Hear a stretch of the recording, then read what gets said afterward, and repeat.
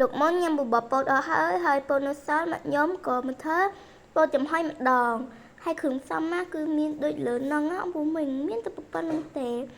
ជាដំបូងមកខ្ញុំយកពោតដែលចិត្តហើយហ្នឹងយកមកដាក់កិននៅក្នុងម៉ាស៊ីនណាមកខ្ញុំកិន2ដងដាក់ជាមួយម្សៅពោតស្ករហើយនិងខ្ទិះដូងចឹងគ្រឿងផ្សំទាំងអស់ហ្នឹងគឺរំលែក2ដងសាពោតខ្ញុំច្រើនហើយម៉ាស៊ីនវាទូចអញ្ចឹង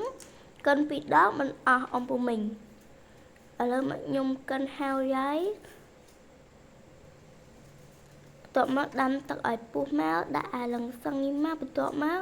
យកចានដាក់ពោតហ្នឹងយកមកចំហុយ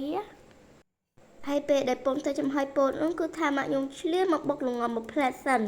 ល្ងហ្នឹងគឺថាមកខ្ញុំលាងវាឡើងឆ្អិនហើយអំពុំមិញឥឡូវបុកវា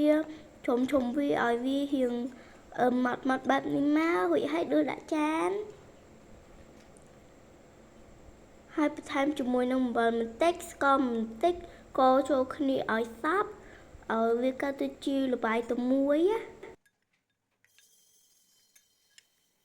គាត់ទៅធ្វើស្ករញ៉ាំពីលើនឹងហើយគឺថាពោតឆ្អិនល្មមសម្រាប់ពោតនោះគឺថាមកខ្ញុំចំហុយរយៈពេល40នាទីដល់ពេលវាឆ្អិនយកវាចេញមកដាក់ជាមួយនឹងដូងដែលឈូសនឹងបន្តិចពីលើមកហើយនឹងអាល្ងមិញហ្នឹងអំពុំមិញបន្ទាប់មកឆ្កឹះវាដើម្បីញ៉ាំណានេះដួសមកតំណងមែនតែនហ្មងអំពុំមិញមើលហើយថាស្រក់ទឹកមាត់តែម្ដងណា